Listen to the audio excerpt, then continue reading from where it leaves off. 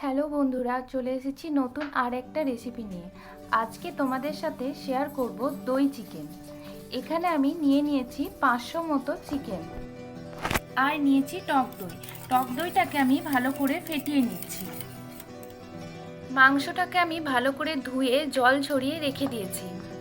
এরপর মাংসের মধ্যে দিয়ে দিচ্ছি হলুদ, ধনে জিরে গুঁড়ো, আদা রসুন বাটা আর ফেটানো টক দই।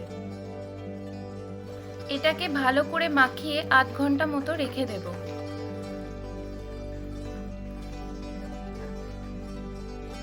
ঘন্টা হয়ে গেছে। এবার মাংসটা করার জন্য কড়াইয়ে তেল দিয়ে দিচ্ছি।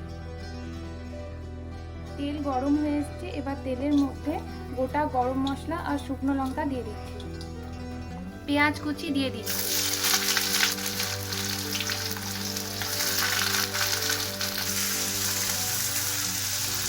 পেঁয়াজ ভাজা হয়ে গেছে। এবার মাংসটা দিয়ে ভালো করে কষিয়ে নেব।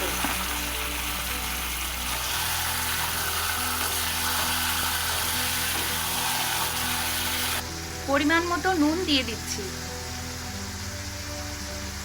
পেস্ট করে রাখা টমেটো আর কাঁচা লঙ্কা দিয়ে দিচ্ছি।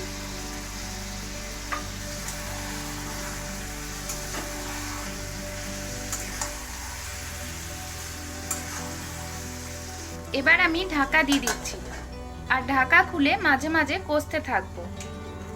আমি 20 মিনিট মতো মাংসটাকে ভালো করে কষিয়ে নিয়েছি। এবার এটার মধ্যে শুকনো লঙ্কার গুঁড়ো আর গরম মশলা দিয়ে দিচ্ছি।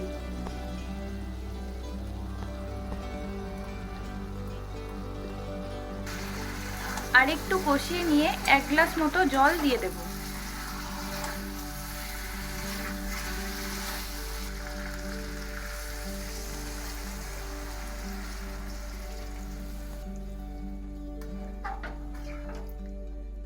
এবার ঢাকা দিয়ে দিচ্ছি যাতে মাংসটা সেদ্ধ হয়ে যায়।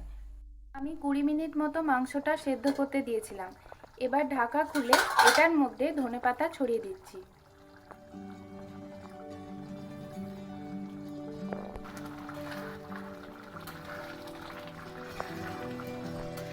তৈরি হয়ে গেছে দই চিকেন।